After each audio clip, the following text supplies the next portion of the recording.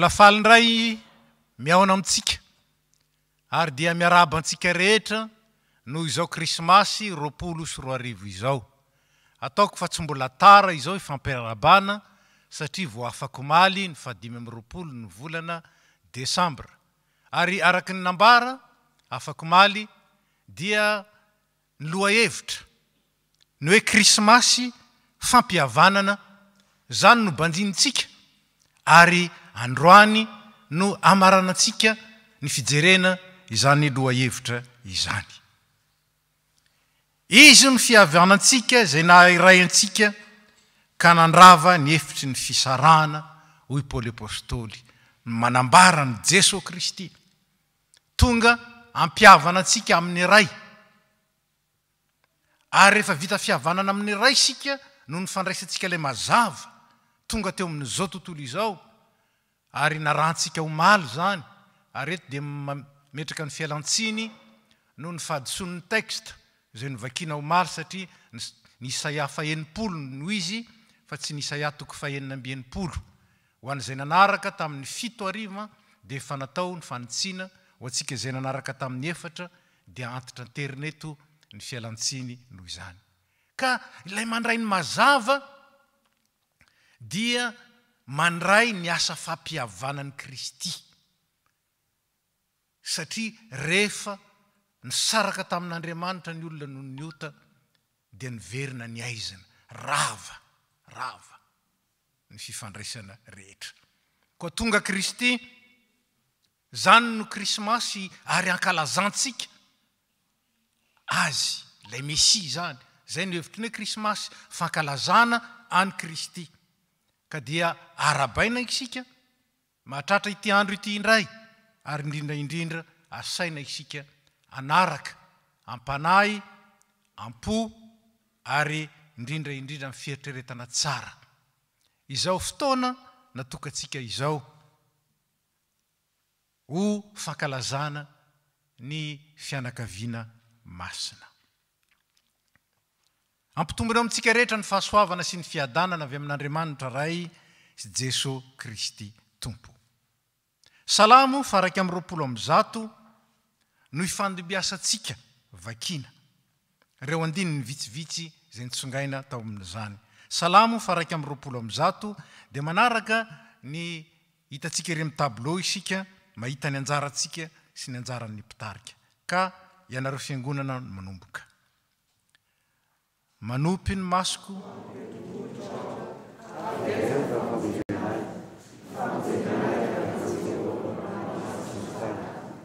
tsy mahavelana ny gozogozo any ny tombotrao, tsy ho rehanrehana any ny mpiaro anao.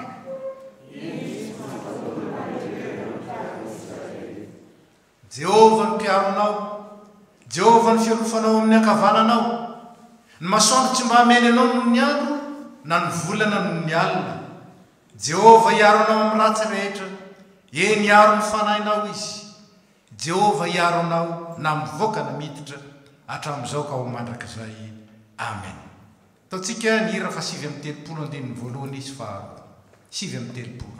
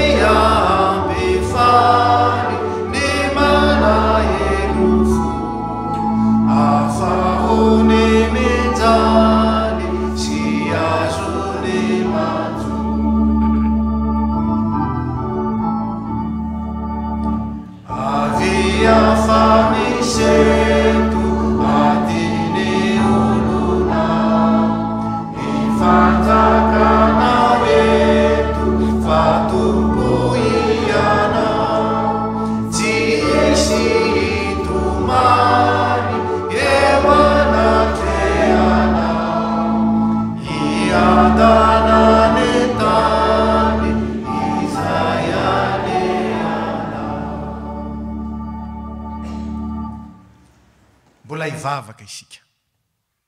Misaotra, midera, makalaza, manome voninahitra ary manandratra ny anaranao zahay.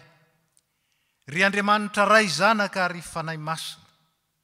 Lay Andriamanitra hatramin'ny taloha ka ho mandrakizay, nefa koa Andriamanitra fitiavana, ka nanaiky hamangy izao tontolo izao. Hamangy ny olombelona mba hanafaka azy amin'ny aizina. Ny aizin'ny ota, nateraky ny fisarahana sy ny tsy fahalalana anao. Ny aizin'ny fahafatesana, izay mampisaraka ny olona amin'ny olona, ny olona amin'ny zavaboary, ary ny olona aminao Andriamanitra. Misaotra anao zahay, faraka ny hiranay, miadana ny tany vanginao. Miadana ny tany honenanao. Ary zany ny faniriana indrindra Tompo. Ahatonga ny Krismasy ho tena fiadanana, ka ho Krismasy ny andronay rehetra rehetra. Ankalazanay anao Kristy, fa indrindra iainanay sy velomanay ny fiadanana, ny fampihavanana, izay antony nahatongavan'ny Kristy teto amin'izao tontolo izao. Ko raha manatanteraky ty fanompom-pivavahana ty izahay, diaoka ho aminay ny fahazavanao Tompo, ka hahatanteraka indray ny fampihavanana. Hamitrana indray ny fampihavanana mety rava tamin'iny taona 2024 ny diavina iny, ary indrindra ampitoetra ilay fiadanana mandrakizay, izay santarina ety, ary vantanina any amin'ny fanjakanao mandrakizay. Misaotra, miombona aminay sy manatrika izao fotoana izao, misaotra mitarika anay amin'izao fankalazana izao. Amin'ny anaratsoan'i Jesosy. Amen. Petraka isika.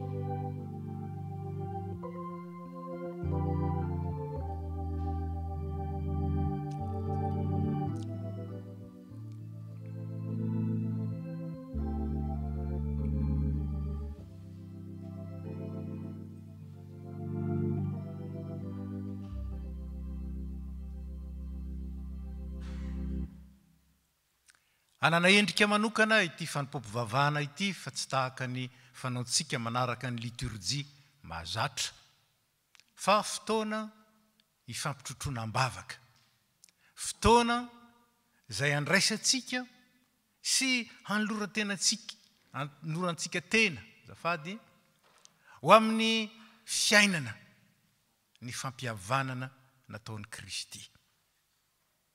Ka misy fampidirana foy dia mametraka ny fomam-panantsika eo am-pelantanan'ny tompo isika mba hirotsahan'ny fitiavany sy itoeran'izany be dia be amen'ny fotsika ka tonga atsika hahay handray ny asan'Andriamanitra tao amin'ny zanany dia ny asan'ny fanadiovana ateraky ny fibebahana ary ny asan'ny fandehanana amin'ny mazava ateraky ny fananana ny Kristy velona ao anaty. Araka ny nambara dia sy mba niota ny fifandraisantsika rehetra. Ny ota zay avy amin'ny fandavana an'Andriamanitra ateraka ny fiodinana amin'Andriamanitra ary miteraka fisarana amin'Andriamanitra. Ary araka izany noho ny ota ny razantsika ary nolovantsika koa amin'ny maha olombelona dia simba ny fifandraisana tamin'Andriamanitra, simba ny fifandraisana tamin'ny zavaboary, simba ny fifandraisana tamin'ny namana, ary simba na dia ny fifandraisana amin'ny tena aza. Nefa tonga Jesosy Kristy hamitrana indray zany fifandraisana simba izany. Ny andoha tamin'ny fampihavanana amin'Andriamanitra izany famitranana izany. Fampihavanana avy amin'Andriamanitra ny nontsika tamin'ny Krismasy ny afatra momba izany. Ary dia tanteraka amin'ny fampihavanana antsika amin'ny hafa. Zay vita fihavanana amin'Andriamanitra dia tsy maintsy mihavana amin'ny hafa kosa, fa tsy mahazo mitoetra amin'izany fotsiny. Ny finoana zay miteraka fiovampo no andraisantsika sy iainantsika zany fampihavanana izany. Tsy zavatra mandeha ho azy zany, tsy aitraitran'ny olona zany, tsy fihetsem-po zany, fa vokatry ny fandraisana sy finoana ny tenin'Andriamanitra zay manova ny fijery. Araka ny tenin'ny Paoly apôstôly hoe miova ny fanavaozana ny saina amantaranareo ny sitrapon'Andriamanitra dia izay tsara sady akasitrahana no marina. Ny finoana no andraisantsika ny fampihavanana. Tsy vitan'ny ty nofo ty zany, tsy vitan'ny saina maneritreritra zany, tsy vitan'ny fihetsem-po zany. Ary araka izany ny fitiavana zay ambaran'ny soratra masina, ilay fitiavana agape dia finoana. Ny finoana dia fitiavana. Finoana ny fitiavan'Andriamanitra ka manaiky, miaiky fa tiany. Asa mba matsapan'izany ve tsika hoe tian'Andriamanitra tsika. Tiany noho ny zanany aza ny isika, fa ny zanany aza nafoiny noho ny fitiavany antsika.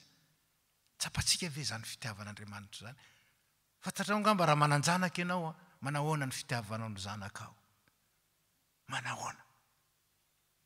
Manahoana ny fahorim-ponao raha mijaly ny zanakao? Na sanatry ny zany, fantatrao fa ho fatany ny zanakao. Nefa Andriamanitra ray nafoy ny zanany ary namela ny zanany ho faty noho ny fitiavana azy ianao. Araka izany ny fitiavana teraky ny finoana ny fitiavan'Andriamanitra. Ary rehefa mandray zany fitiavan'Andriamanitra zany dia miaina azy, mandray sy mivelona azy.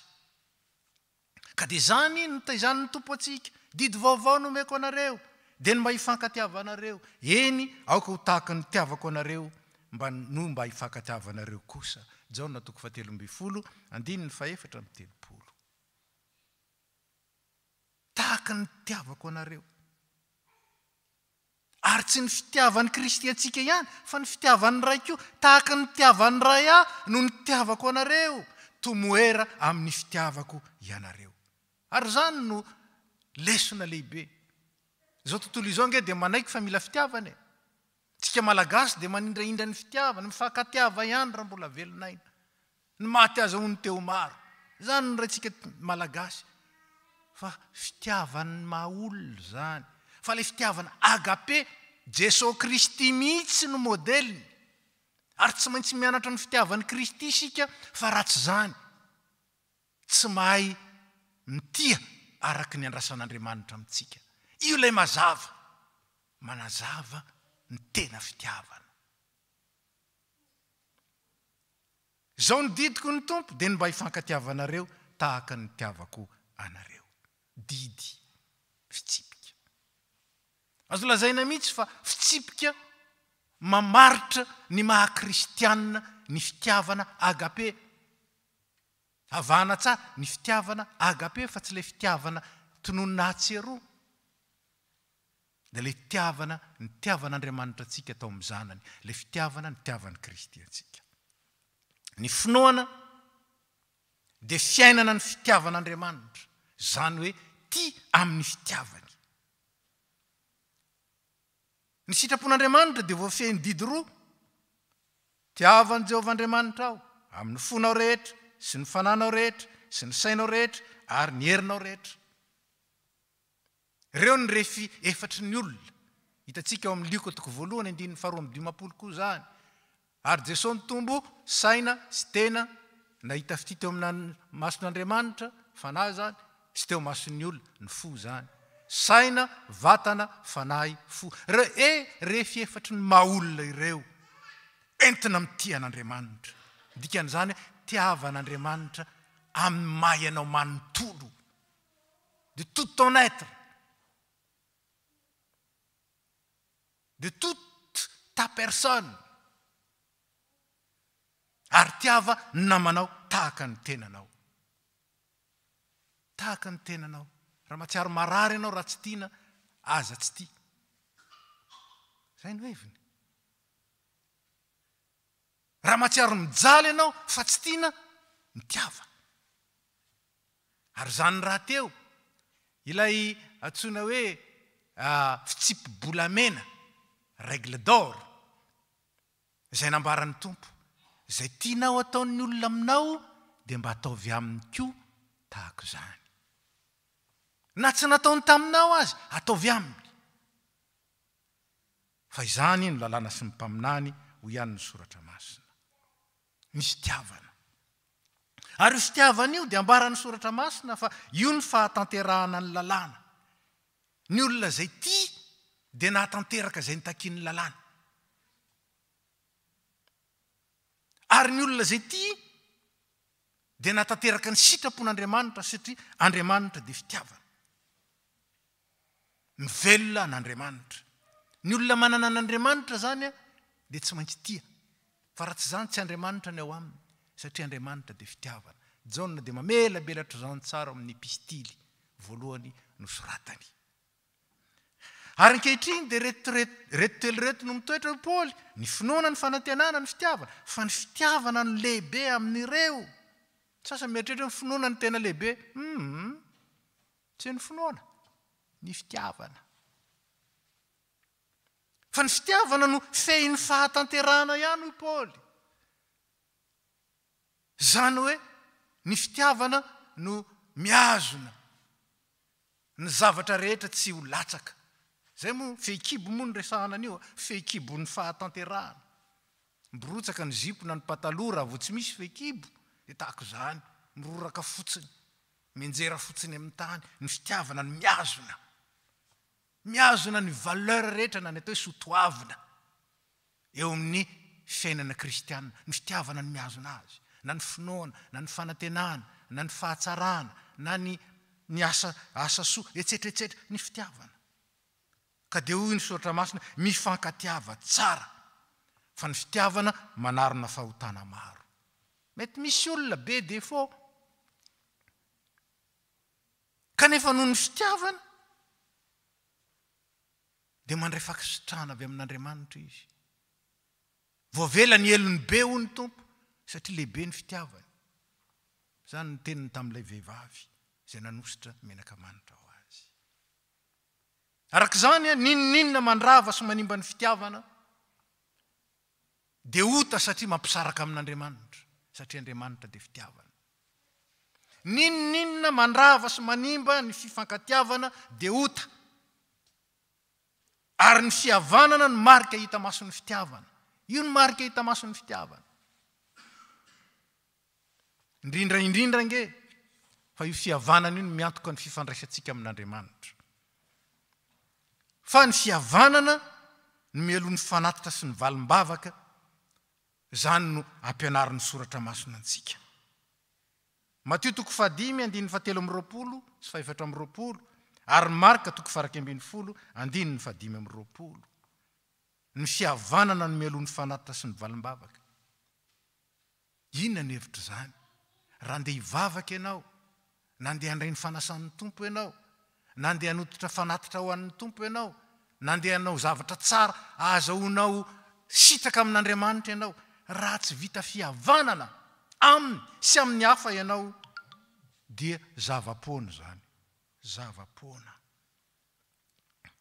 Hoy Matio 5:5, ary amin'izany raha mitondra ny fanatitra ao amin'ny alitara ianao, ary eo ny matsiaro fa ny rahalahinao manana lahelo aminao, dia avelao anoloan'ny alitara aloha ny fanatitra ao, ka mandehana, ataovy izay havananao amin'ny rahalahinao, ary rehefa miverina dia voatero ny fanatitra ao.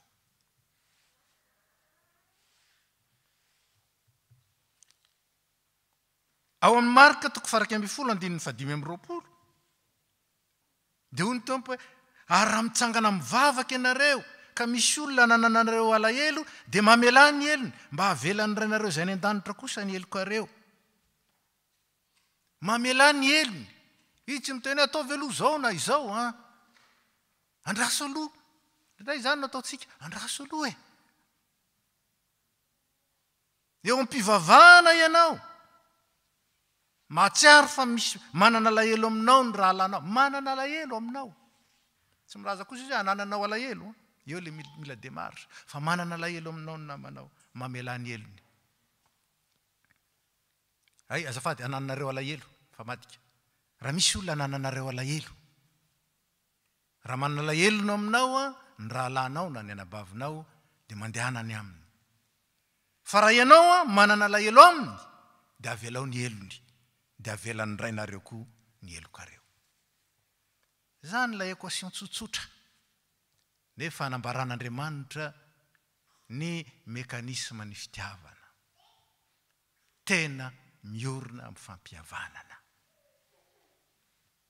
Manoloana izany tenin'Andriamanitra zany ary, ndeha ara-mitsangana isika, anao ny hira fa 2:3 ny andinin'ny voalohany.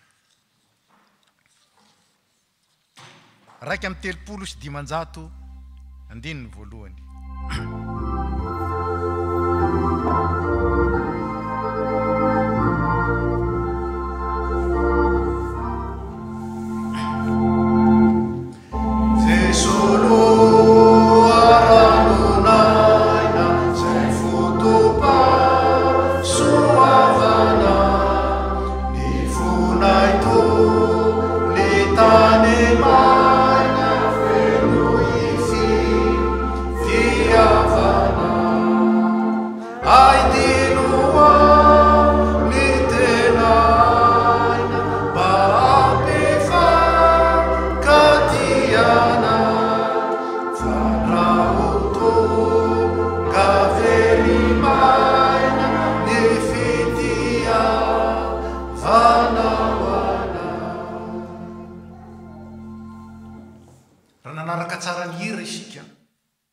Dia ambarany fa verimaina ny fitiavan'Andriamanitra antsika raha tsy mifankatia isika. Ary Andriamanitra ny loharano ny fitiavana. Miverina amin'Andriamanitra, miverina amin'ny finoana, miverina amin'ny fitiavana voalohany zany. Ary araka ny vakiteny farany na raha antsika teo, dia mila raha mivavaka amin'Andriamanitra isika, mila mihavana koa amin'ny hafa. Ary dia ambaran'ny tenin'Andriamanitra koa fa tokony hifampivavaka. Dia hoy ny Jakoba 5:5-20, hitantsika eo amin'izay tsy manana ny teny dikateny, ny dikateny amin'ny teny frantsay. Petraka ve? koa mifaneke heloka ianareo ary mifampivavah mba ho sitrana ianareo. Rehefa nandratra ny sasany isika dia mila miaiky fa nandratra. Ny sasany ianao no te haratrako. Rehefa nandratra dia nandratra na dia tsy ninina aza. Rehefa nampalahelo ianao dia mieke hoe nampalahelo. Ary dia mila mifanaiky heloka. Ny teny malagasy dia mahafinaritra hoe mifamindra fo. Afindra ny fo zany, mipetraka amin'ny fon'le ray isika fa tsy amin'ny fotsika ihany dia terentsika ny fotsika ho hitepotra ny anankiray. C'est l'inverse qu'il faut faire. Fantarony ao am-pony ao. Ary dia mifanaiky heloka dia mifampivavah mba ho sitrana ianareo. Mifampivavaka. Ary zany nataon'i Jesosy. Hoy Jesosy hoe, voasoratra hoe, tiavany namanareo ary mankalahy mifavalinareo, za kosa milazo aminareo hoe mivavah ho an'izay manenjika anareo. Mivavaka ho azy. Ary rehefa ao anatin'izany isika, ao anatin'izany fanany fifampivavahana zany, aza manana inona na inona. Faoka ny fivavahana sy ny fifonamba amin'ny fisaorana entinareo manambara ny fangatanareo amin'Andriamanitra amin'ny zavatra rehetra. Manjary misokatra. Misokatra ho an'ny valim-bavaka ny fiainana. Zany ny zava-dehibe. Tsika nge tsy mahova olona. Isika tsy mahova olona. Ho antsika manambady dia mahafantatra tsara fa tsy haintsika eny manova ny vaditsika io. Ary na ny zanantsika aza, nga haintsika ny manova azy, Andriamanitra no manova azy. Finona no ataontsika? Mivavaka ho azy, ary mivavaka amin'ny fitiavana. Misy indray manko mivavaka fa mivavaka ny matery azy ny mampinika azy vavaka ao. Sanatrin' izany ary angamba hiteniny sasany io le manenjika Jesosy fa asy hoany ah. Tsy zany. Vavaka asesiky ny fitiavana. Koa dia mifaneke heloka ianareo, mifamela heloka. Zava-dehibe zany. Zay ny Krismasy ane. Zay ny varavarana ho amin'ny fampihavanana. Mipetraka isika.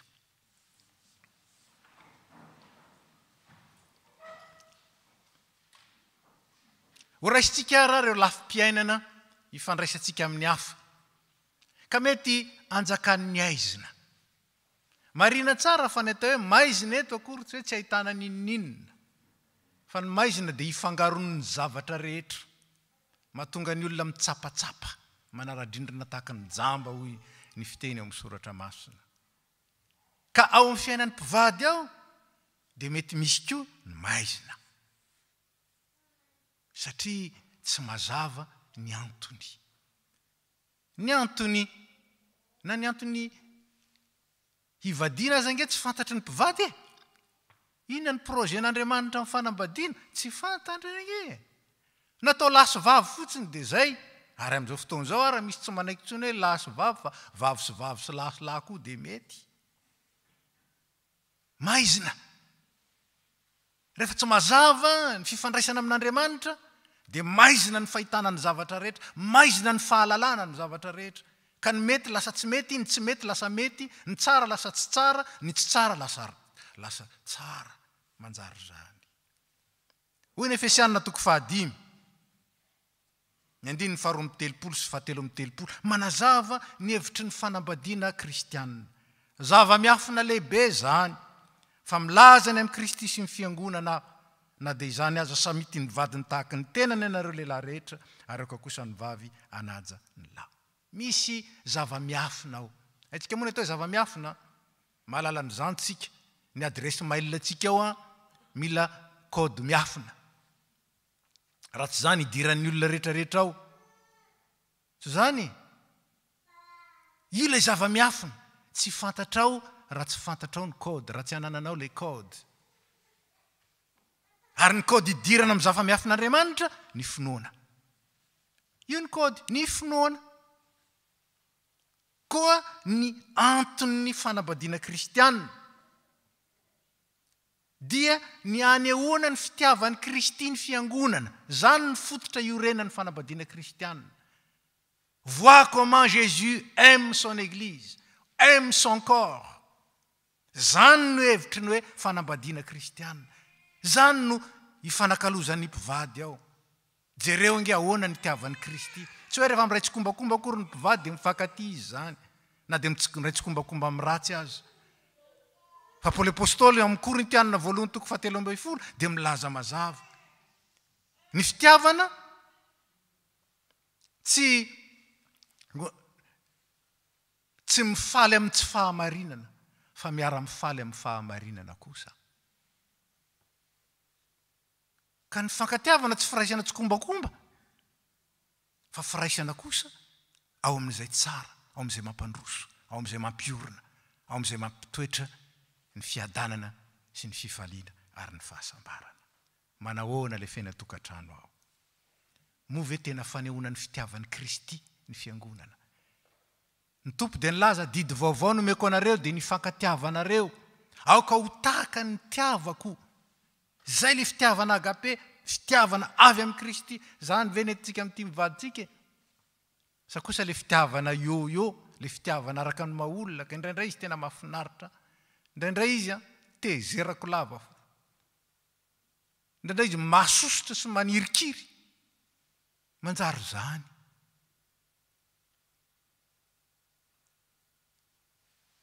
Ndao ary iraintsika. Ny hira fa 7:7 Ka zao nataontsika isaky ny sokajiny avy. Na dia tao azy hoe ny mpivady ihany dia mba mivavaka koa tsika zay tsy manambady ho an'ny manambady.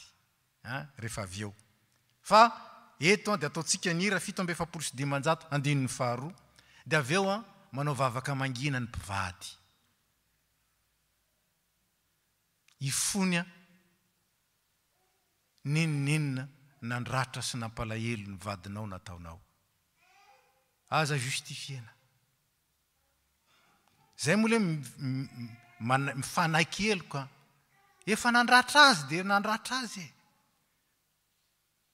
Ifony. Ifony ny zavatra andrasan'ny vadinao nefa dia navelanao ny andro teo izy. Tentsika hoe andraso Paoly dia ny andro teo. Ary angatao le fitiavan'ny Kristy ny fiangonana ao am-ponao entinao amin'ity ny vadinao. Dia ho hitanao ny fahasambarana ho ny hirantsika. Ataontsika ary ny hira 7:7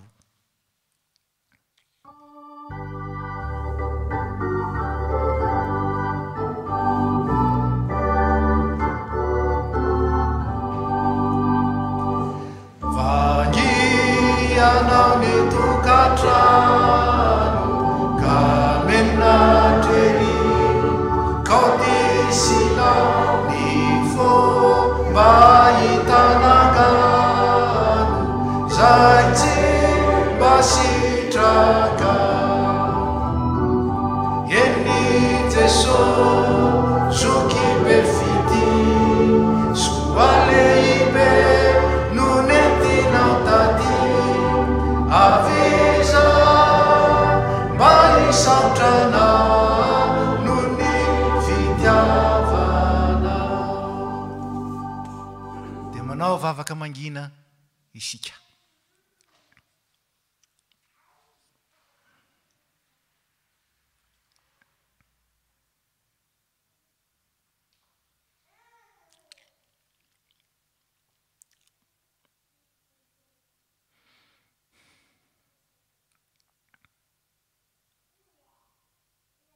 Tompo, nantsoinao anio ny fitiavanao ny fiangonana zay vatanao ety an-tany ao anatin'ny fanambadiany zay. Nefa dia ny fitiavana araka ny nofo sy ny fihetseham-po ary ny fomba n'izao tontolo izao ihany nentina ny aina ny fiainan'ny mpivady. Anika manao miaka-midina ny fifandraisanay fa tsy mari-tantana. Miovaova ny fifandraisanay fa tsy mafana lalandava tahaka ny anao.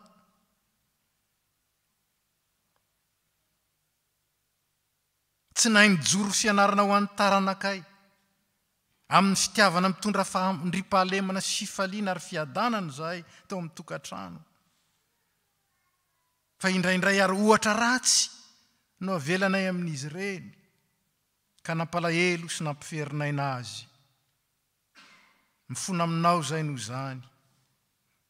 Ary avozo ny fananay ato anatinay mba hitiavanay ny vadinay amin'ny fitiavanao lalina, mahery, tsy miova. Ka oloharam-pahasambarana ho an'ny vadinay zahay.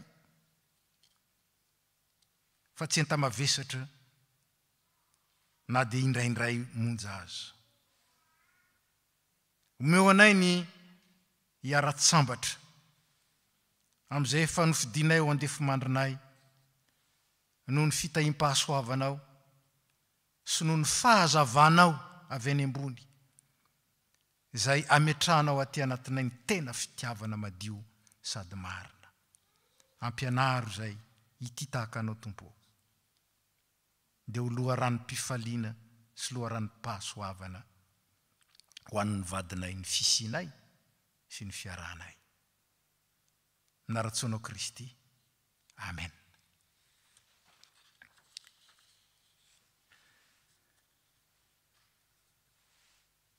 Ny kategoria faharoa na hotsika hoe sehatra faharoa ndray dia ny ray aman-dreny sy ny zanaka. Ny fitiavan'ny ray aman-dreny ny zanaka. Izao ny voalazany tenin'Andriamanitra amin'ny Efesianina 4:9-4 ary ny Kolosianina 3:1-2. Ary anareo ray aman-dreny aza mampatezitra ny zanakareo fa tezao amin'ny famaizana sy ny fananaran'ny Tompo izy. Ary aza mampasosotra ny zanakareo fandrao mamoy fo izy. Reharehan'ny ray aman-dreny ny zanaka. Nefa indraindray tsy mijery azy ho toy ny fanomezana avy amin'Andriamanitra ny ray aman-dreny, fa mandray azy reny ho toy ny zavatra eo anoloana, atao ampifalifaly ny tena, atao ireharehana, any ka indraindray dia mampiferinayna ny zanantsika isika amin'ny exigence be loatra izay tsy araka ny mahazaza azy fa anerentsika azy ho lehibe haingana araka ny eritreritsika. Mahavariana fa ny fitiavan'Andriamanitra tsy tahaka izany. Raha mijery ny tantaran'ny soratra masina isika dia nataon'Andriamanitra ny andalana ny fanambarany nany hoe révélation. Ary na Jesosy Kristy aza fony izy nampianatra dia hoy izy tamin'ny mpianatra tsy mbola zakanareo zany ankehitriny, fa rehefa tonga ny mpananatra izay hanampy anareo dia izy nanoro anareo ny zavatra rehetra, miandalana, mitombo. Ary zava-dehibe ao amin'ny soratra masina zany fitombony zany. Zany nametrahan'ny Tompo antsika eo anivon'ny fiangonana mba hitombo amin'ny zavatra rehetra ao amin'izay loha dia Kristy, hoy Paoly eo amin'ny Efesianina 4:4. Ary ny zanantsika dia mitombo. Mianatra mitaiza ny zanantsika hitombo tahaka ny zanak'Andriamanitra ve isika. Manana ny fikendrin'Andriamanitra sy manana ny fitondran-tenan'Andriamanitra amin'izany. Tsy dia ary zany foana. Mila miaiky zany isika ary indrindra mila mangata-pamelana koa amin'ny zanantsika. Indraindray dia tsy fitaizana malagasy mihitsy zany hoe ray aman-dreny mifona amin'ny zanaka zany. Nefa tokony atao zany na aiza atsiarovana fa nandratra na nankarary na nampamoy fo ny olontsika na dia ny zanantsika aza. Zany ny anarantsika tao amin'ny Tompo, satria ny fijalian'i Kristy sy ny fahafatesan'i Kristy dia mitory.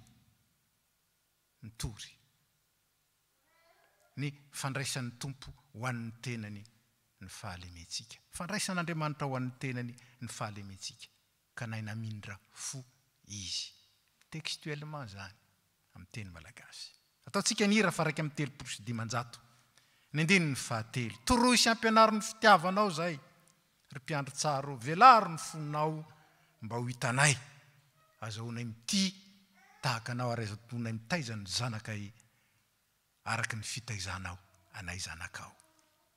Ataontsika zany hira zany dia mivavaka mangina indray sika ka isika ray aman-dreny indrindra ao anaty ao mangataka mba ho azavainy ny tompo eo amin'ny fitaizana ny zanantsika ary ifona sy hibebaka amin'izay tsy totosantsika araka ny sitrapon'Andriamanitra. Ataontsika ny hira efa voatondro.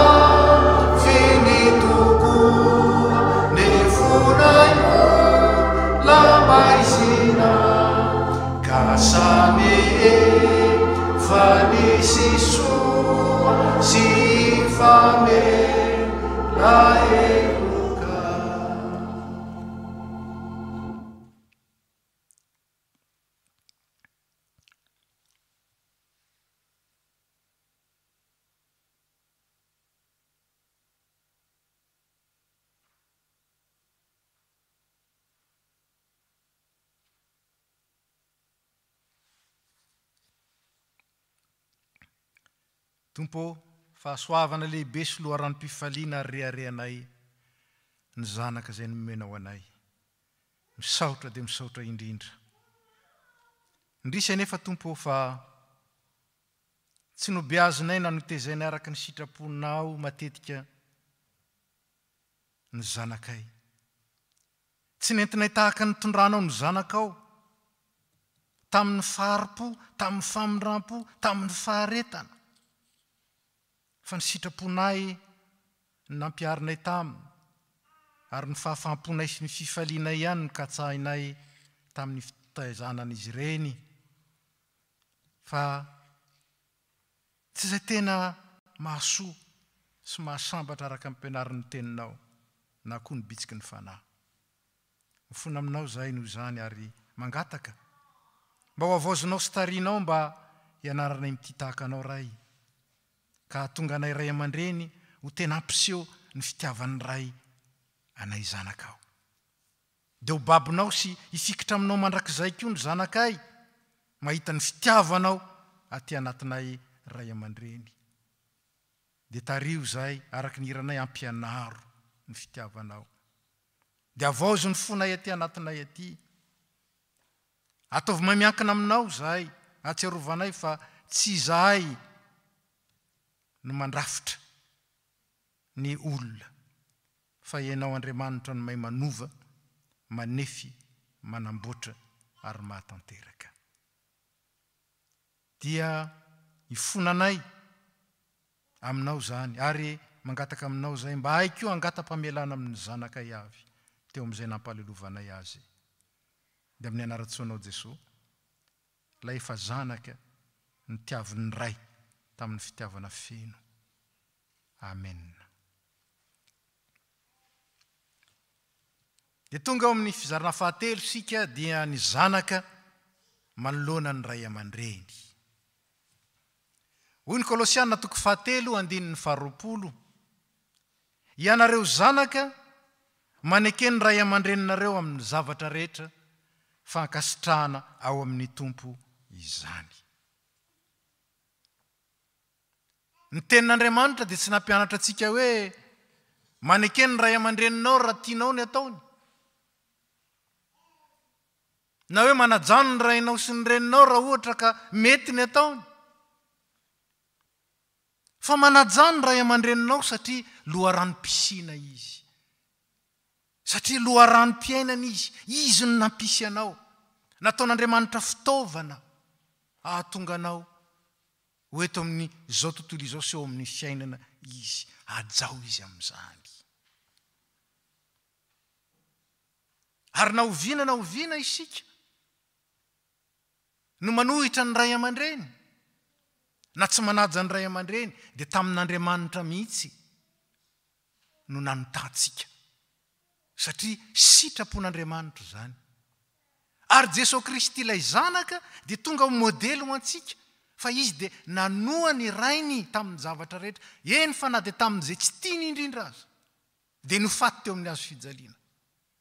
Ahoana ho izy? Ray eo isory amiko ty. Nefa tsy ny sitraponao tao, tsy ny sitrapokonao tao, fa ny anao. Zay ilay fanoavan'i Jesosy Kristy zanaka. Hanika rehefa natateraka izany izy dia mipetraka eo tananakavanan'ny ray. Miompona fahefana, miompo mpanjakana aminy.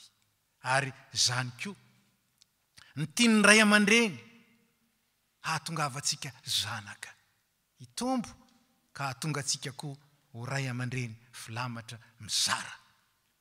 Mizara amin'izay ho taranantsika ny fitaizana mendrika izay nampianarin'ny ray sy Jesosy Kristy antsika. Ataontsika ny hira 7:700 ny andininy fahaefatra. 7:700 ny andininy fahaefatra. Rehefa vita zany dia manao vavaka mangina antsika zanaka.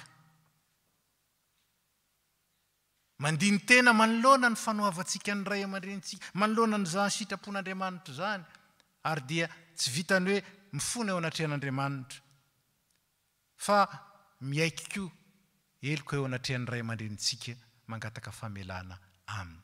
Ary isika izay angatana famelana dia mahay mamela. Misy koa mianahana fotsiny, mamamelare dia mianahana fotsiny eo. Na koa hoe andraso aloha. Ny raintsika any an-danitra dia mamela ny elontsika avy hatrany. Dia mba ho izany koa isika rehefa angatana famelan-keloka. Ataontsika ary ny hira 7:700 ny andininy fahaefatra.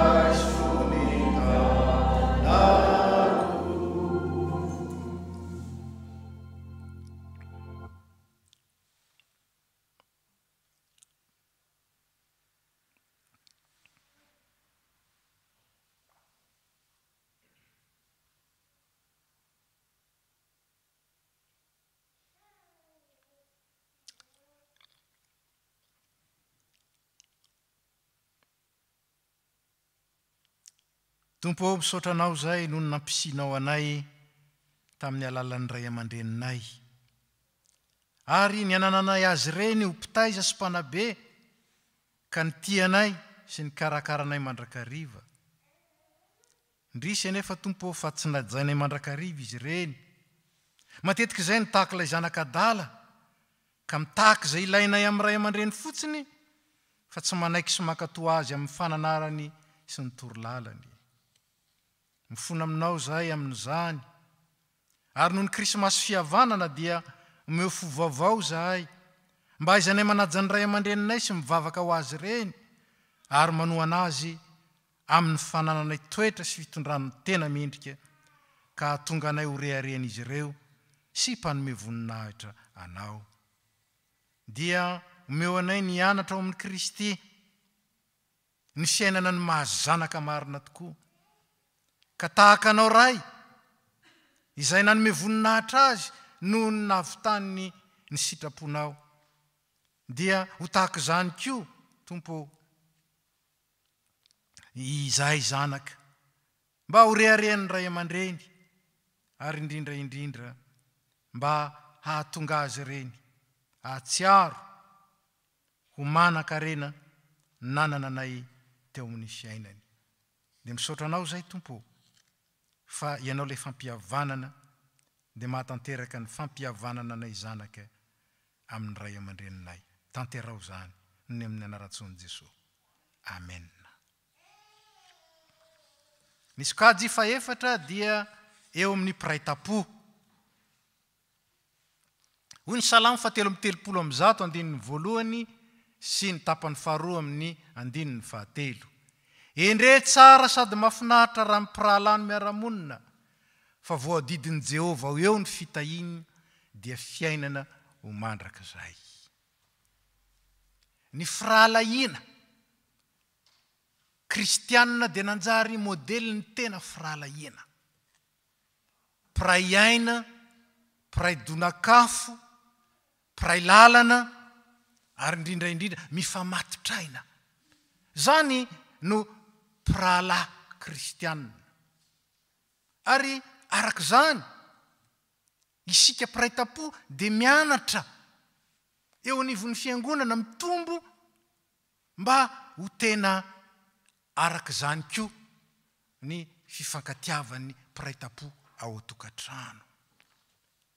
Ny tena mafinaritra indrindra dia izao, mafinaritra ny ray aman-dreny, fa mafinaritra ny rehetra rehefa ny piraitapo no miara-monina tsara ao anatin'ny fifankatiavana, ao anatin'ny firahalahiana, ao anatin'ny fiangonana. Mafinaritra zany, tsara izany, matehidera izany. Fa ambonin'izany, androtsahan'Andriamanitra fitahiana eo. Loharanom-pitahiana ny fifankatiavan'ny pirahalahy sy ny mpianada ary ny pirahavavy. Loharanom-pitahiana, ambaran'ity salamo ty tsara mihitsy zany. Hitatsika n'izany ireo ataontsika hoe fitahiana rososina, fahasoavana rososina. Azo lazaina koa hoe tombony rososina. Sady mafinaritra, matehidera, oka zany no sady loharanom-pitahiana, loharanom-pahasoavana. Koa dia hitatsika ao anatin'izany ny tokony hikojakojana ny fifandraisana eo amin'ny piraitapo. Ary indrindra tokony fampiakeloka sy ifampiavana isaky ny misy disadisa na misy izay tsy tovizana. Ataontsika ny hira izay ndramitsika amin'ny rahavavy katolika, tsara raha ny pirahalahy. Ataontsika zany hira zany dia mivavaka mangina indray isika, na isika efa lehibe zao aza manana ny raitapo amintsika, dia mahatsiaro sady misaotra an'Andriamanitra no mangataka fifonana ny amin'ny tsy tanteraka rehetra, ary mangataka ny fahazavana avy any ambony mba hitarika atsika ho amin'ny tena fihavanana marina amin'ny rahalahy sy ny anabavy ary ny rahavavintsika. Ataontsika ny hira.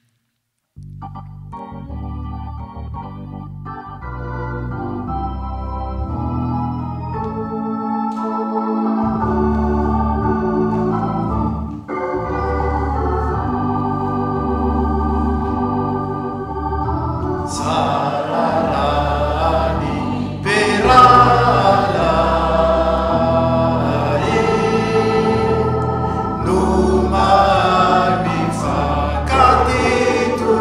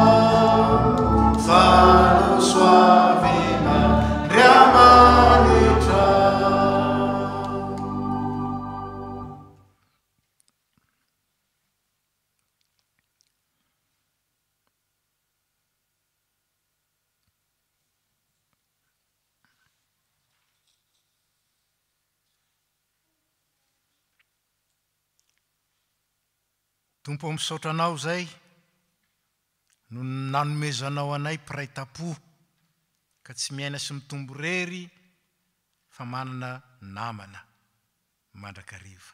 Indraindray nefa Tompo, noho ny fitiavatena sy ny fialonana na noho tsy fahatakarana ny asarobidiny fananan'izy ireny dia ny miady amin'ny iray no ataonay manaratsy na manabanty fa tsy mampiseho firaisana sy fimbonanaina. Mifona aminao zay no zany. Ary misaotra tamin'ny nahatsiarovanay sy nanehoanay fa sarobidy sy maminay ny rahalahinay sy anabavinay ary rahavavinay sy anadanay. Ny angatanay aminao dia ny anomezanao anay ny fanahin'i Jesosy mba haizanay ny ty sy mifankaty tahaka azy izay tena ty ary tanteraka tamin'ny fitiavany. Ampio zay mba ahianatra aminy ka ho tena fifaliana sy fiadanana ny fandraisana isanandro amin'ny piray tapo aminay. Dia amin'ny anaratsoan'i Jesosy Kristy. Amen. Ny sokajy fahadimy dia ny tompony andraikitra, ny responsable eo anivon'ny fiangonana.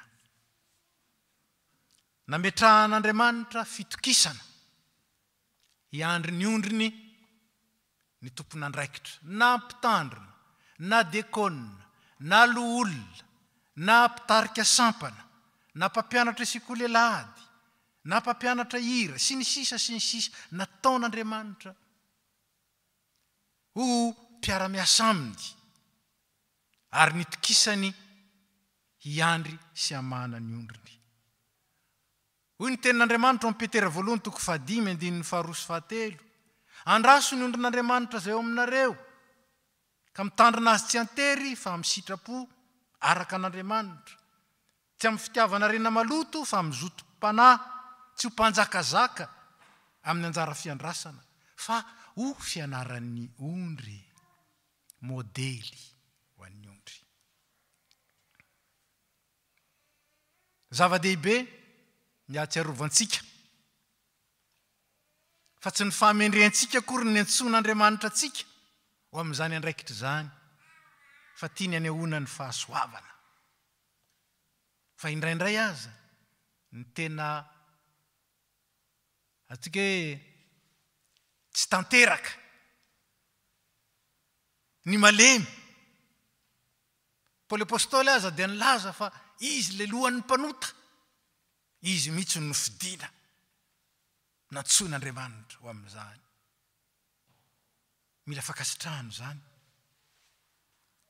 Fa indrindra mila mandeha mendrika an'izany fiantsony zany tsika araka ny tenin'Andriamanitra ihany milaza hoe mandehana miendrika ny fiantsona zay ny antsona anareo amin'ny fanetretena. Ny tompony andraikitra dia natao hitarika ny vahoaka mba halavorary ny asan'ny fiangonana.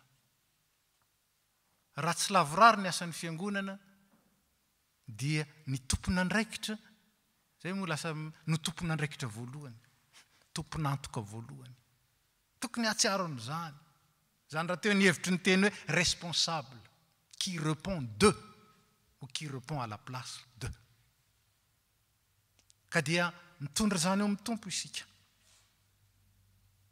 Misaotra noho ny fatokisany, mifonany amin'ny tsy fahatanterahana ary mangataka ny fanamboarany, ny fanefeny ary ny fampianarany. Ataotsika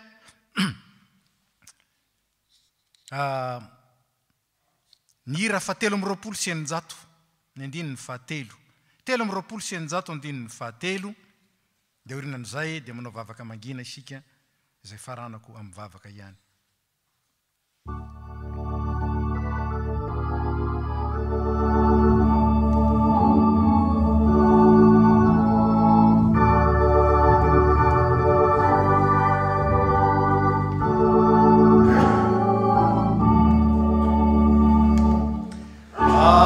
Adulore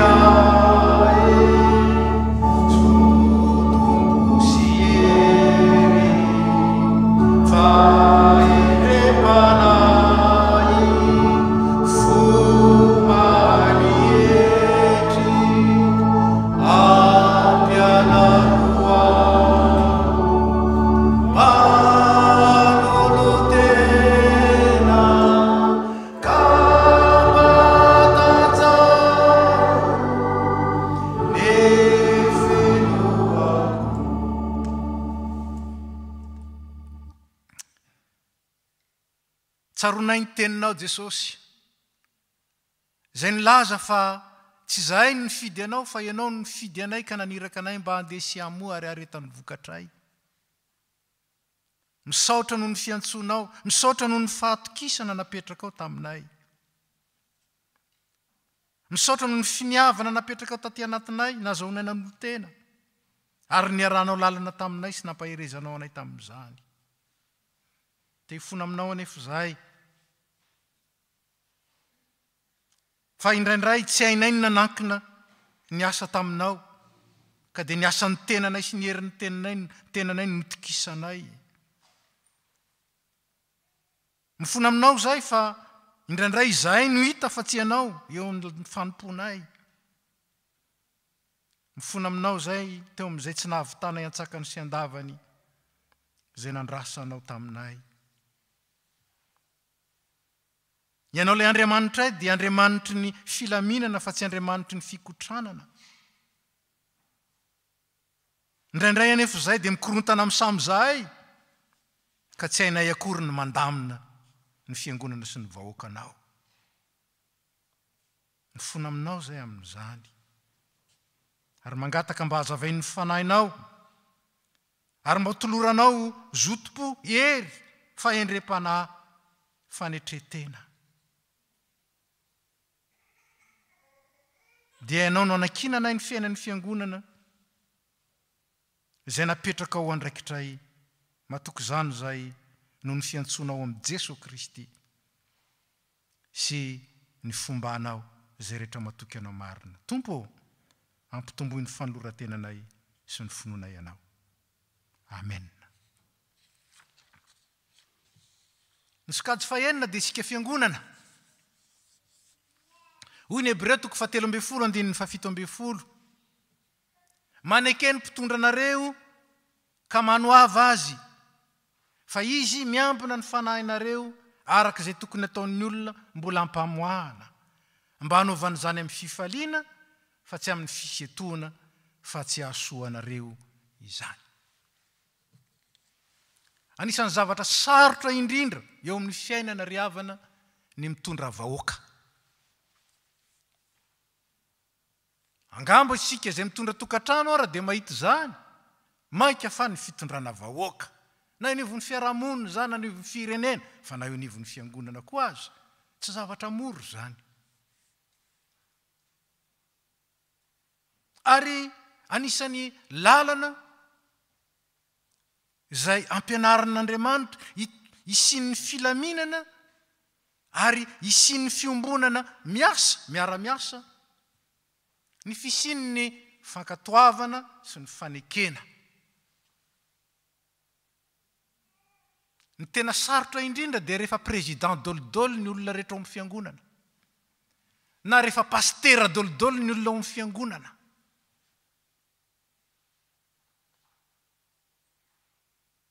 Na rehefa conseiller dolo ny olona ao amin'ny fiangonana. No zarazaraina samy hafa ny andraikitra, ary ao anatin'izany mifanaja. Anisan'ny izay mahatonga ny fandrosoan'ny fiangonana tsara, ny fanekena sy ny fanoavana ny mpitondra. Dia ho isika ndraindrainga izy ireny manaonao foana e. Mety marina izany.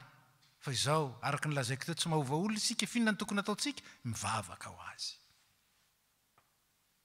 Mivavaka ho azy. Endriky ny tsy finoana sy ny tsy fahatokina an'Andriamanitra ny mikritika fotsiny fa tsy mivavaka ho an'ny olona. Endriky ny tsy finoana sy ny tsy fahatokina an'Andriamanitra. Fa raha inontsika fa mitondra ny fiangonan'Andriamanitra, na dia eo aza ny fahalemen'ny tsirairay avy, dia mifampivavaka. Ary araka izany, manekeny mpitondra anareo, manohava azy, mba tsy hanompo amin'ny fisiantona izy. Tsy vita ingeny dekona no mimanda eo izy dia hiala pastera, tsy vitako tsony tia. Anjarantsika koa no manohana an'izy ireny, anjarantsika koa no mahatonga an'izy ireny arisika hanohy. Satria ny tompony nametraka azy eo. Hainareo tsara fa ny fariseo dia anisan'ny olona izay nitondron'ny tompo mpiatsara velatsy. Izao nefa manana andraikitra teo amin'ny fivavahana izy sy teo amin'ny fiarahamonina. Dia hoanao ny tompo. Izay atorony anareo izy dia arao fa aza manaraka ny fanaony. Zany no andraikitra omena antsika izay entina. Karak'izany dia ampirisihantsika. Hitondram-bavaka tonga amin'ny taona 2024 indray ny fanavaozana ny dekona dia eto am-bavaka. Dia ampirisiho ny olona izay hitanao fa afaka anao zany aso zany. Za tsy miteny hoe mendrika, afaka anao zany aso zany. Ary rehefa voafidy kosa izy dia ajao. Ekeo ny fandaminany. Fa rava ny fanjakana izay miady an-trano ny tompo, rava. Ny fiangonana mifampikritika fotsiny sy mifampitsikera ary mifanaratsy ny olona ao aminy dia tsy mandroso ary tsy mahavita zava-dehibe. Zavatra mandalo ihany, tsy indraindray. Misy an'izany atao falifaly be zay tamin'ry ny ampitsony iny dia efa iny indray fa mifandrirotra. Tsy zany ilay asan'Andriamanitra. Asan'ny amenna, mitovy tantana ary mitohy mandrakariva. Ataotsika ny hira, vavaka aloha isika. Manao vavaka mangina isika. Mametraka ny toerantsika sy ny fitondrantenantsika zany amin'ny maha-vahoaka an'Andriamanitra antsika eo amin'ny fiangonana. Indrindra manoloana ny mpitondra. Mandiny tena isika. Manoloana ny fitondrana. Mandiny tena isika. Za mpitandrina ny milaza anareo voalohany fa tsy hoe tsy manana défaut, manana kilema. Vao tamin'ity herinandro ity aza dia diso indray ho anareo izay nanaraka ny fotoam-bavaka omaly. Diso. Ilay Isaia voatonona fa tsy ilay 90 fa 990 ny voatonona tao. Manana fahalemena, manana fahadisoana. Tahaka antsika rehetra ihany. Ny anjarantsika dia mifampivavaka. Mifampivavaka mba tsy hamerina an'izany fahadisoana izany intsony pastera amin'ny manaraka. Ka dia hivavaka isika mba hahatonga ny fiangonana ho tena fiombonana manao asa misiona fa izany no tigetrantsika FPMA. Hivavaka isika.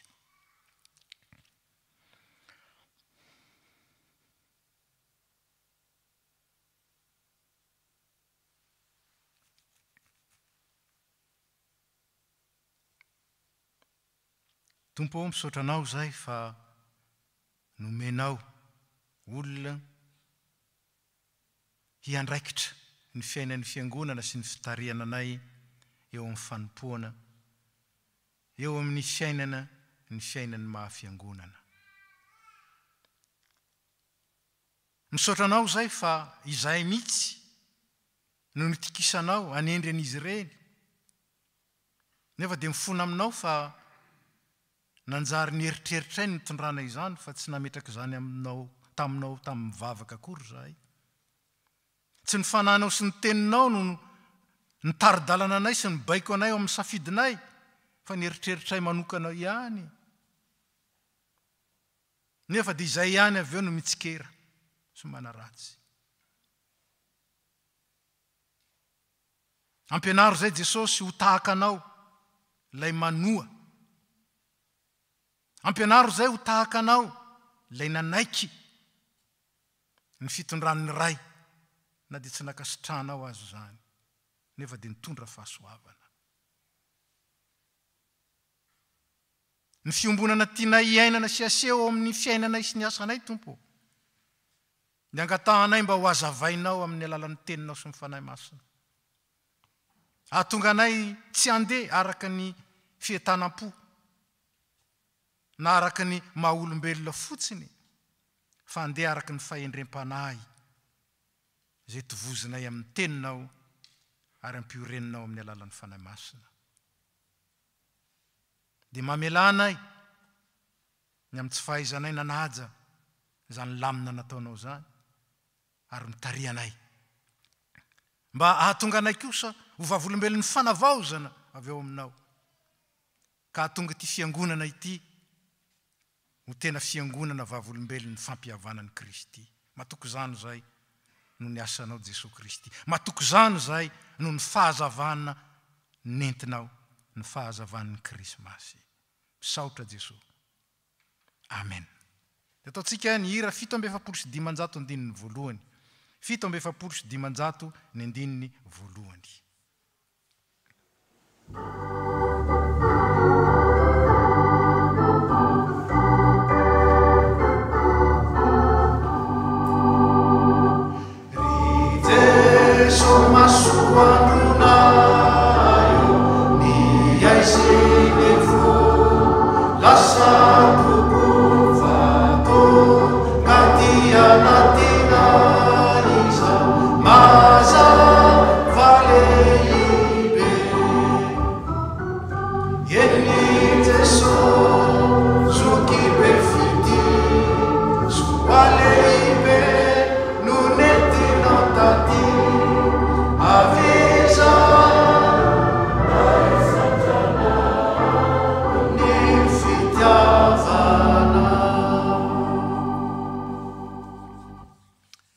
Farany dia tsy sokajy intsony fa isika rehetra. Fa isika rehetra amin'ny mahavahoaka an'Andriamanitra, amin'ny maha olom-piangonana. Zanak'Andriamanitra isika rehetra piraitapo. Ny resaka ny fratria isika seho piraitapo. Izay formel, zany moa ny lazana azy. Fa miresaka koa isika ilay piraitapo ao amin'ny tompo. Fa ny mahazanak'Andriamanitra tsika dia no isika tafaray amin'ny Jesosy, fa Jesosy no tena zanaka. Ary na iza manana firaisana amin'ny Jesosy, dia manjary zanaka izy, piraitapo amin'ny Jesosy, ary zanaky ny ray tokana. Zava-dehibe zany. Ary zany ny tian'Andriamanitra iainantsika, ivelomantsika, ny mahavatany Kristy antsika. Zany hoe tenany Kristy ety an-tany. Miaina ny firahalahiana feno sady tsara. Voalaza teo raha narantsika tsara, fa mahafinaritra ny ray, mahafinaritra ny ray aman-dreny, raha ny zanaka no miara-monina tsara. Ary malahelo ny ray. Malahelo ny ray rehefa mifandriritra ny zanaka. Malahelo izy. Ary antsika moa rehefa miady amin'ny tokantranao, samy milaza ny azo marina daholo. Ny anaka, ny anahy zao ka, zay le izy. Fa malahelo ange le ray. Ary nandray tsy tomina hoe, ianao dada mba momba. Zany hoe, kontra anazy. Tsy hanao an'izany ny ray, tsy hanao an'izany izy. Ka ho kontra ny zanany anankiray, fa por ny zanany anankiray. Tiany daholo ireo, malahelo izy. Malahelo izy rehefa mifandrirotra, mifandratra, mifanenjika, ary tsy miavana ny zanany. Zanak'Andriamanitra isika rehetra. Ka ahoana ange no ahafahantsika tena manana fiombonana sy firaisana, tena hoe zanak'Andriamanitra ary ahatonga antsika ho tena vahoaka an'Andriamanitra ao amin'ny fanajantsika ny ray. Ao amin'ny fieritreretantsika azy. Indraindray tsika eo faly fotsiny mifandrirotra sy mifanaratsy, izy malahelo tsy rarahintsika ny alahelo. Indraindray izy tezitra amintsika, tsy rarahintsika ny atezerany. Kazagaga, raha tsy milamina ny ao am-piangonanao, dia mitady tsika, ranona. Tsy ranona na ranona. Paoly apôstôly dia nampianatra tsika fa tsika tsy miady amin'ny nofo aman-drà. Ny fahavalon'ny fiangonan'Andriamanitra tsy olona. Fa fanaratsy any amin'ny rivotra izay mampiasa ny olona. Monsieur tromper adversaire izay mikendry ny olona fa tsy mahita ny fanahy izay miasa ao. Io edina. Io roana amin'ny anaran'i Jesosy io. Ny fanaratsy any amin'ny rivotra. Ka ampiasainy daholo. Rehefa te hamely ny ray izy, ny zanaka no ampiasainy. Rehefa te hamely ny vady izy, ny vady no ampiasainy. Dia le vadinao ny edivanao ao, fa tsy ilay mampiasa ny vadinao amin'ny fomba ratsy. Ka isika vahoaka an'Andriamanitra, dia tokony hatsiaro an'izany. rava ny fanjakana zay miady atrano ny tompo. Ary sika dia tokony hahafantatra iza ny fahavalo. Koa ny fanajantsika ny ray, ny fanoavantsika azy, ny fanomezantsika voninahitra azy amin'ny zavatra rehetra, ka eritreretantsika azy mialoha ny eritreretantsika ny tenantsika na ny eritreretantsika ny hafa sainany azy. Zany ny lalana isian'ny fiombonana marina. Hoy Paoly apôstôly, sainy ny zavatra any ambony fa tsy ny zavatra ety an-tany. Fa raha ny zavatra ety an-tany no saintsika, dia pansement ihany no ataontsika eo amin'izay misy korontana, eo misy faharavana, eo amin'izay misy tsy mety. Pansement. Tsy pansement riava. Tsy confinement. Confinement nge pansement e. Nga io nga mitsabo ny Covid. Tsy mitsabo io. Fa vokatry ny fahatahorana ny Covid azy ny mahatonga an'io. Fa fanasitranana tanteraka. Dia hoy ny Malakitoko voalohany andininy fahaenina, ny zanaka manaja ny rainy, ary ny mpanompo manaja ny tompony. Ko raha ray aho, aizay ajako, ary raha tompo aho, aizay tahotra aho, ho Jehovah tompony maro. Dia hoy ny tompony ao amin'ny Matitoko 7:20, tsy izay rehetra manao amiko hoe tompoko, tompoko, niditra amin'ny fanjakan'ny lanitra, fa izay manao ny sitrapon'ny raiko izay any an-danitra. Lakle. Ny sitrapon'ny ray, lakle ho amin'ny zavatra rehetra. Dia anao vavaka mangina isika. Ny amin'ny anjara toerantsika eo anivon'izany fianakaviam-ben'i Kristy zany. Zany fianakaviam-ben'Andriamanitra zany. Manahoana ny fifandraisan'ny prala sy ny pravavy ary ny mpianada. Manahoana ny ary indrindra move mahafaly ny ray. Ary zany ingeny tokony tsarotsika. Tsy hoe ty diso ty marina, ty zao ty zany mamaika atsika. Fa tsy ny hoe faly ve le ray. Ary inona ny tokony ataoko mba hahafaly ny ray. Inona ny mba ataoko azahoako mampiseho fa tena sakaizan'i Jesosy aho. Fa tsy mpanompo fotsiny. Fa tsy ataoko hoe mpanompo tsononareo ny tompo. Fa ataoko hoe sakaizenareo. Satria ny sekreko rehetra dia efa nozaraiko taminareo daholo. Niditra tao amin'ny sekreko ianareo. Dia manao vavaka isika. Vavaka mangina.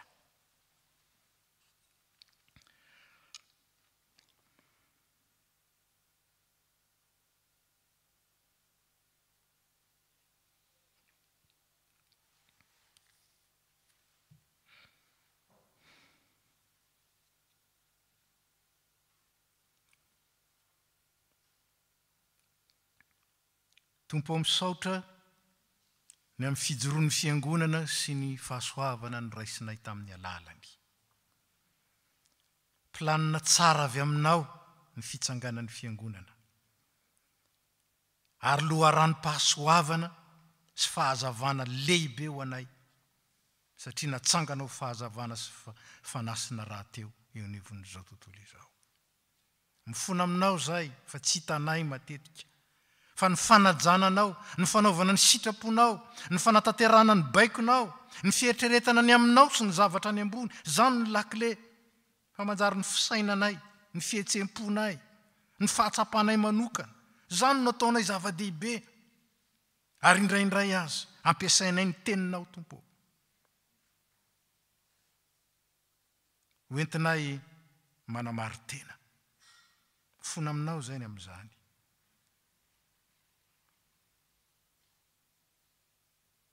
Mifona aminao zahay, ny amin'ny tsy nahaizanay, ny anatra tao amin'ny Jesosy Kristy, ny lalan'ny azo fijaliana, ary ny lalan'ny fitsanganana amin'ny maty. Te hitsangana amin'ny maty zay nefa tsy maty, tsy manaiky ho faty. Te ho atsanganao amin'ny maty zay fa tsy manaiky ho faty ao aminao, ho faty ny amin'ny ota, ho faty ny amin'ny fijerena ny tenanay voalohany fa tsy ny hafa.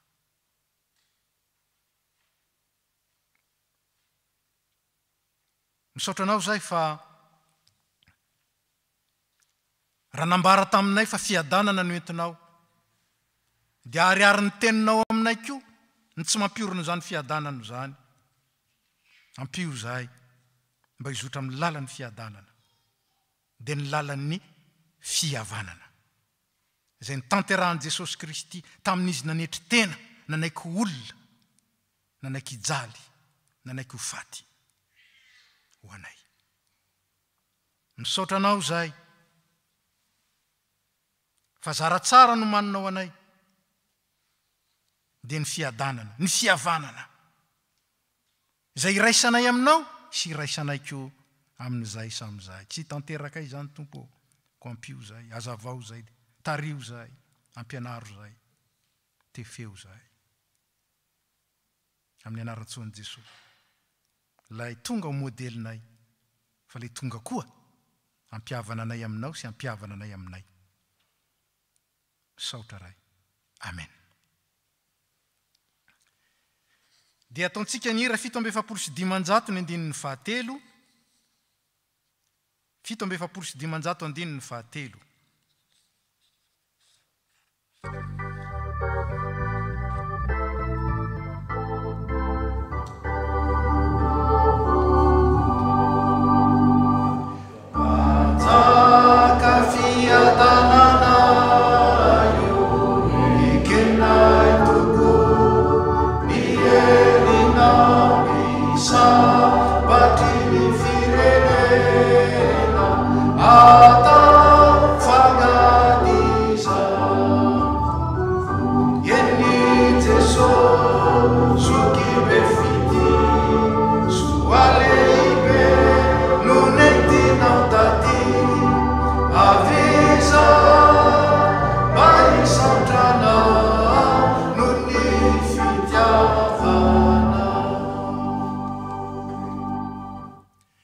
mitsangana isika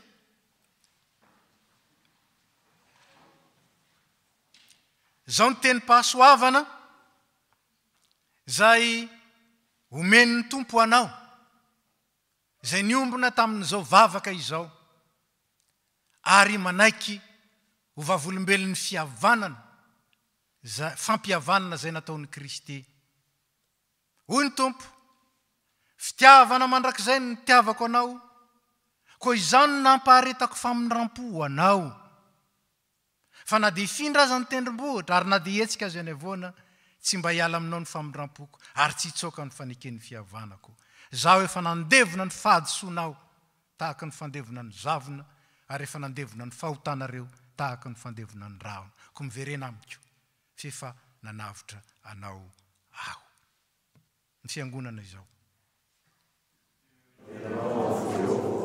manarikesitra tamiko azy ianao dia afaka ny fahatezeranao ka mampiona ianao ino Andriamanitra ny famonjenay dia atoky aho fa tsy mahatahotra fa Jehova tompony hery sy zeraty fa efa famonjenay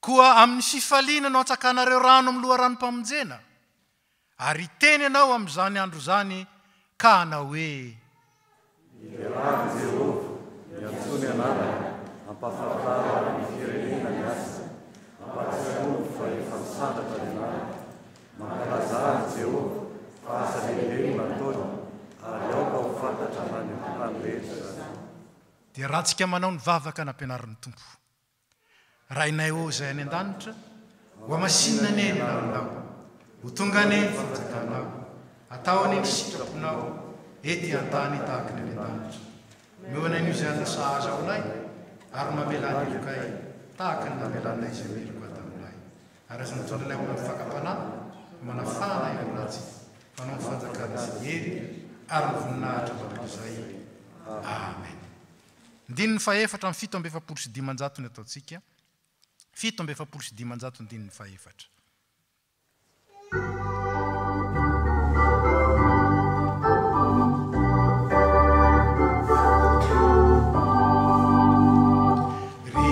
Jesu tumputianai misatrana saizan faye nikani asuavana eza tutu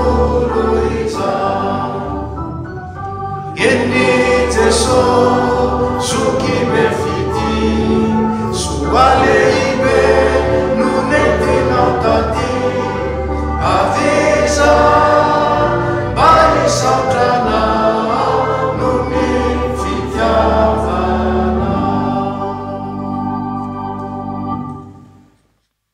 Petraka isika. Tonga amin'ny fotoana filazana rasika izao, mangataka ny tompon'anjara iroso amin'izany.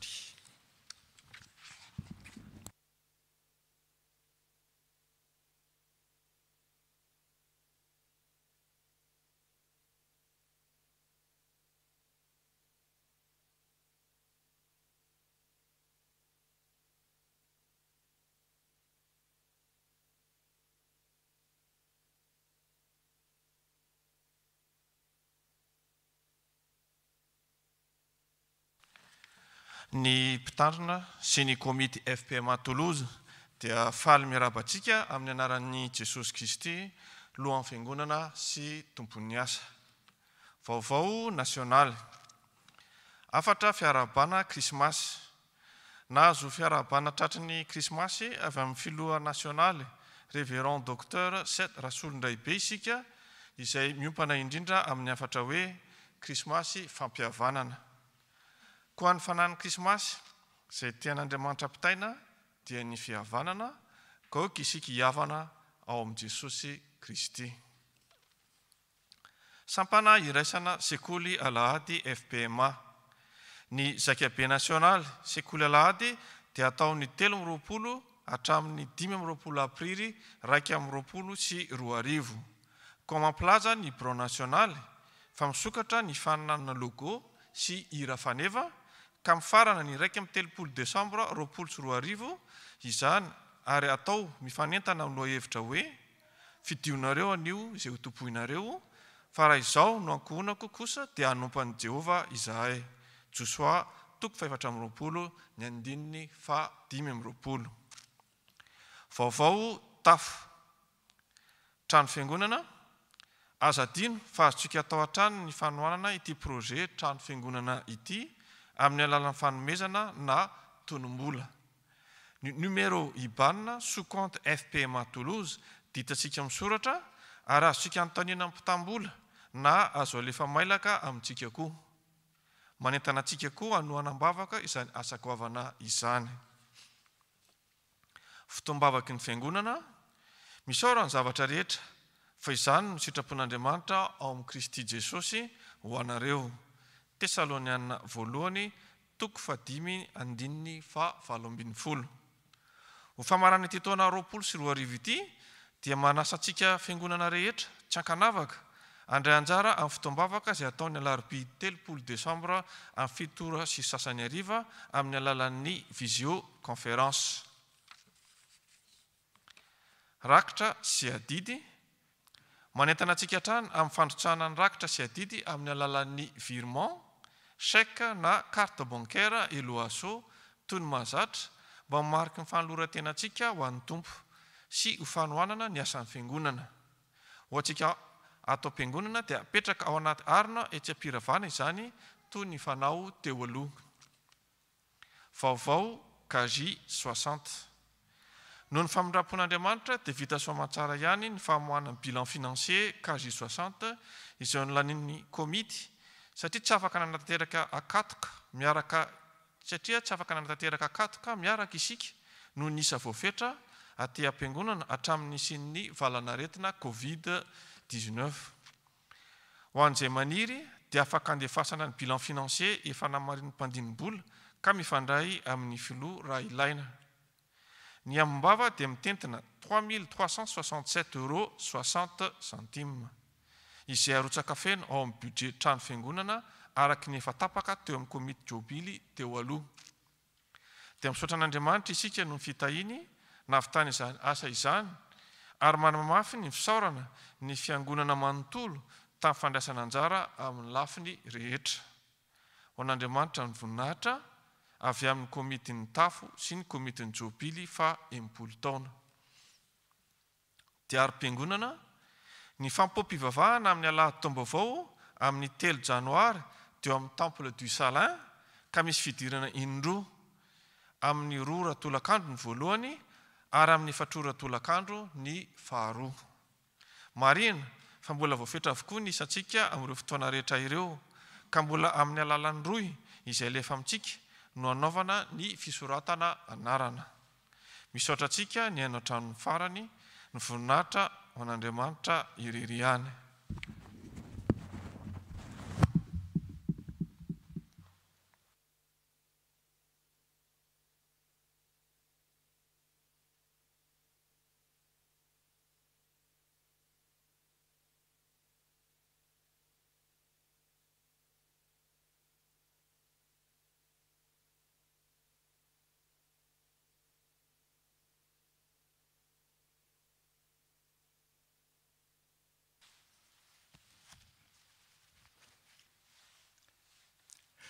Fanampim-baovao araka fanlazainantsika tamin'ny krismasy dia nametraka boky azahoantsika mamaky ny soratra masina isanandro miaraka amin'ny commentaire sy ny vavaka ny Ligue pour la lecture de la Bible.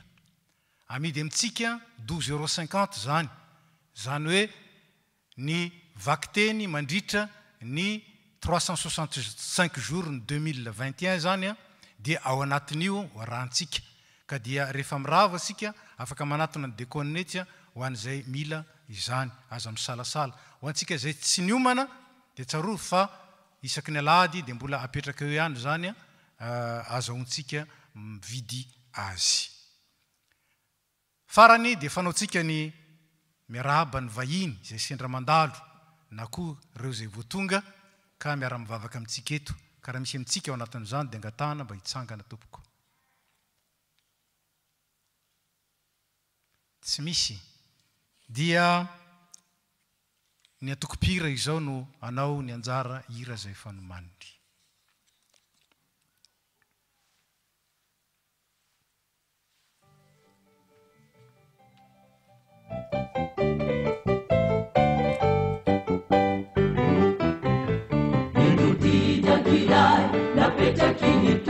Uantikare, tamuna veluna, deni barifa, katama tiketara taka isai, nitiava nyansika, isani tuku, nuafantarana, fapiana nisi, chiara mi fakati, deni piana nisi, capiana ni tuku, amini anuci chiaretta. Indutita kirai, na peta kinitu, uantikare, tambula veluna, deni marifa, katana tiketara taka isai, nitiava nyansika, isani tuku, nuafantarana, fapiana nisi, chiara mi fakati, deni piana nisi, capiana ni tuku, amini anuci chiaretta. Tuku, numanana fitiavana teni fitiavani teshosi Manamu, kanaira shakaja nikasa manulu jani yai Isha tuku, o isha de ishanyo Isha tuku, nunaviti shani fa Unitu, uanaishi jani fa utani Isha tuku, numana na fitiavana teni fitiavani teshosi Manamu, kanaira shakaja nikasa manulu jani yai Isha tuku, o isha de ishanyo Isha tuku, nunaviti shani fa Unitu, uanaishi jani fa utani Zainuditi na peta mansika Uantika leta venunetu Aliaka nifu Haifamela fishani tuku Lukiana tini tuku Faizi demu Nisema tukiaza Minyatu nisisa leta Zainuditi na peta mansika Uantika leta venunetu Aliaka nifu Haifamela fishani tuku Lukiana tini tuku izy demo izay matoky azy amin'ny andro misisa rehetra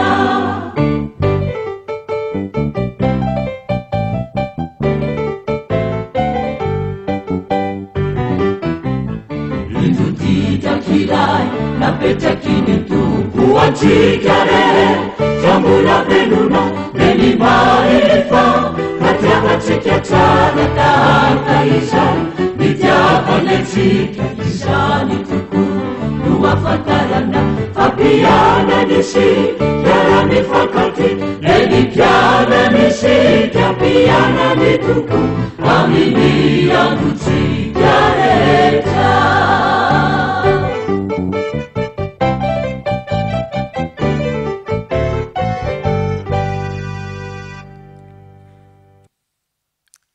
zao dia anokana fotoana ho amin'ny rakitra isika araka ny fatatsika moa dia tsy tatazana ny rakitra noho ny fandaminana indrindra ny fiarovana ny fahasalamana fa ho antsika zay nivonina ho amin'izany dia misy ny arona zay androtsahantsika ny rakitra marina ihany koa fa ny rakim-pisaorana krismasy dia mbola azontsika harotsaka amin'ity andro ity ho an'izay mbola tsy nanao izany mbola azontsika harotsaka ka ho an'izay nanatriketo dia ataontsika anaty valopy zany mbola misy valopy ao raha tsy diso mangatao amin'ny déconne ho antsika izay ny tokantrano dia azontsika atao mandrotsaka izany na ny rakitra izany na ny rakim-pisaorana krismasy amin'ny alalan'ny eloaso na ny virement na amin'ny alalan'ny chèque zay ampitaina any amin'ny trésorière ny fiangonana manao ny raha faraky amby 700 ary sika ny andininy fahatelo dia samy misaintsaina ny fanomezantsika ho amin'ny asan'ny tompo zay sahan'ny fiangonana amin'ny mahatompona andraikitra antsika ataontsika izany iry zany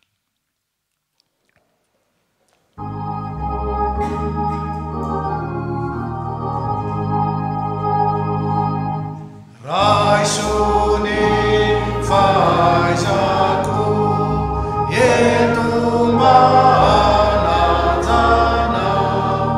raisoko ny volako hoana toko iza mbola hivavaka isika misaotranao zay tompo noho ny fitahian-tsoa rehetra zay atobaka ao tsy tapaka amin'ny olonao na ny hitanay maso na ny tsy hitanay maso zay mbola hivelomanay zay mbola hanananay fahasalamana sy tanjaka zay mbola azahoanay miasa sy miriary zay mbola azahoanay mifanerasera amin'ny fianakaviana sy ny havana aman-tsakaiza misaotranao zay ny amin'ny fitahian-tsoa rehetra izay arotsaka ao aminay ka raisinay ary iainanay sy velomanay amin'ny lafin'ny mpiainana rehetra ko ankehitriny zay tompo araka ny iranay dia tean'olotra ho anao koa ny mombanay manontolo ny fahaizanay ny herinay ny fotoananay ny fanananay ny volanay apetraka eo am-pelatananao mba ho raisinao ho tantaninao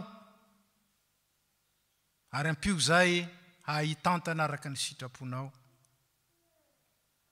ny fifaliam-pony rehetra zay tononinay ao am-ponay ao ampio zay mba hatanteraka izany amin'ny azo tsapain-tanana mba hahatonga ny vokatra zany koa hita maso azo tsapain-tanana ankalazanay ny voninahitra ao dia sitrakay nitondra ao aminao tompo ny namanay ao ireo namoy malala namoy havana ampionona amin'ny filazantsara ny fitsanganana amin'ny maty ireo mararina ny amin'ny hopitaly na ny tokantrano ampaherezo ary ambino ny fitsaboana mba hiverenany fahasalamana izy ireo indray iarahany mirearisy manompo anao aminay mivavaka aminao zay ho andreo sahirana ninoninona endrika zany fahasahiranano zany ninoninona antony efa nitonona ho mpamonjy anay ianao tompo me ho azy reny zay sahazavy ahy eny mihoatra noho izany aza satria ny are-pahasoavanao dia tsy lany lanina mivavaka aminao zay ho andreo nandray fahasoavana ataovy mahay misaotra anao ary ataovy mahay mizara amin'ny hafa entinay mivavaka aminao ny asan'ny fiangonana manerana ny tany ny asan'ny FPMA sy ny tompon'andraikitra eo aminy ary ity FPMA Toulouse ity sy ny adidina petraka ao zay anomezana voninahitra anao sy hijoroana ho vavolombelon'ny fahasoavanao tompo taio araoka tsy hiverina aminao foana ny teninao raha tsy nanatanteraka ny asany teo amin'ny fiainanay sy teo amin'ny fiainan'ny tontolo zay nametranao ny fiangonana mivavaka aminao zay ho an'ny fandripahalemana manerana ny tany mivavaka aminao zay ho an'ny izao tontolo izao manoloana izao Covid-19 izao mangataka aminao zay hiasa mahery tompo mba handresena izany valana retina izany ary ahatonga ny firenena rehetra hivelona indray sy hiaina amin'ny kahalalahana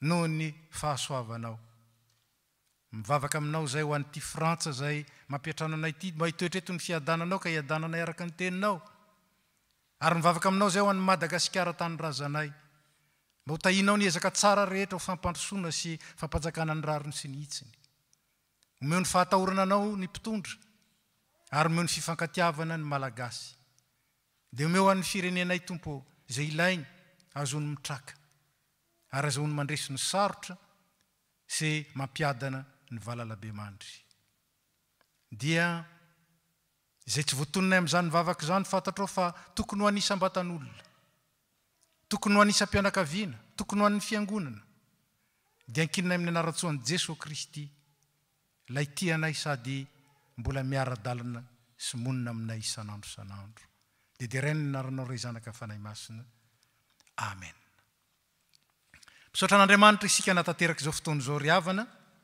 aorinan'ny hafatra sy ny tsodrano dia satria moa ny fianakaviana ny fanakaikeny dia afaka mifandray tanana mihira ny hira fa 350 isika mifandray tanana fa ho antsika zay irery dia atsangatsika tahaka izao tahaka ihany ny tanantsika toy ny mifandray ihany any eritreritra izany ka aorinan'ny hafatra sy ny tsodrano dia manatra tanana mifandray tanana isika mihira ny 350 iara mitsangana isika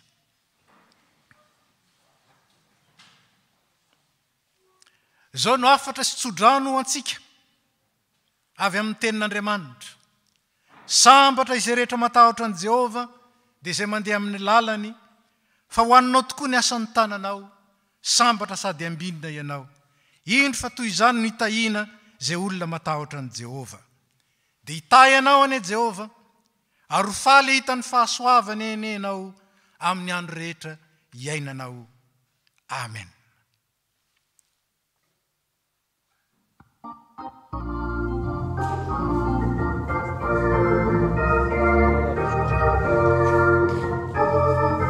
Vedi avana, ranu veluna, luara lima, kamia zina, awana tini, nifia, natalita, fitia vana, nonera.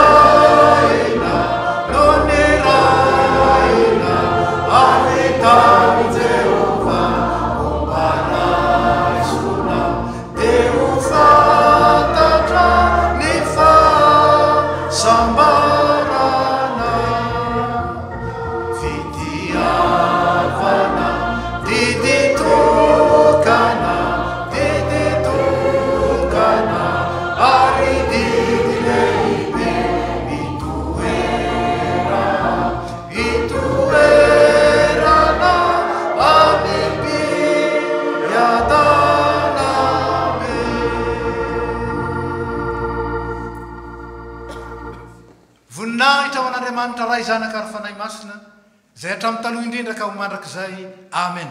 Mandehana amin'ny fiadanana ka manompomy tompo.